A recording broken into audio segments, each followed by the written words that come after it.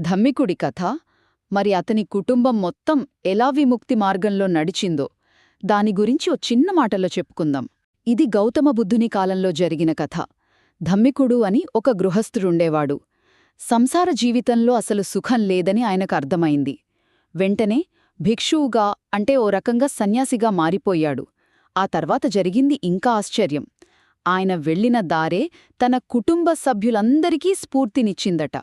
వాళ్లని కూడా జ్ఞానోదయం వైపు నడిపించింది. చూడండి, మొదటిగా మనం గమనించాల్సింది ధమ్మికుడి సంకల్ప బలం. కుటుంబ బంధాలు, చివరికి భార్య అభ్యర్థనలు కూడా ఆయన్ని ఆపలేకపోయాయి. అతని ఆ దృఢ నిశ్చయమే కుటుంబానికి ఆదర్శంగా నిల్చి వాళ్లందరూ అర్హతులుగా అంటే పూర్తిగా జ్ఞానోదయం పొందినవారుగా మారడానికి కారణమైంది. ఇక రెండవది, ఈ పరిత్యాగం అంటే ఏంటి? ఏదో బాధ్యతల్నుంచి పారిపోవడమా? అభే కాదండి. అసలు విషయమేంటంటే కుటుంబం, సంపద లాంటి బంధాలే కదా దుఃఖానికి కారణం, మన ఆధ్యాత్మిక ఎదుగుదలకు అడ్డంకి అని గ్రహించడం. వాటిమీద మనకున్న మానసిక మమకారాన్ని వదులుకోవడమే అసలైన పరిత్యాగం. ధమ్మికుని కుటుంబం మొత్తం దీన్ని చేసి చూపించింది. మరి మూడవది, విముక్తికి సరైన మార్గమేది? అదే శీలం, ప్రజ్ఞ. బుద్ధుడు కూడా ధమ్మపదంలోని 84వ గాథలో, గాథ అంటే ఉపద్యంలాంటిది, ఇదే చెప్పాడు.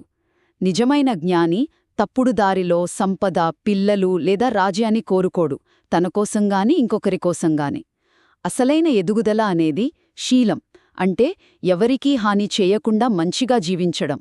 ఇంకా ప్రజ్ఞ అంటే ధ్యానం, ఆలోచన ద్వారా విషయాల నిజస్వరూపాన్ని అర్థం చేసుకోవడం.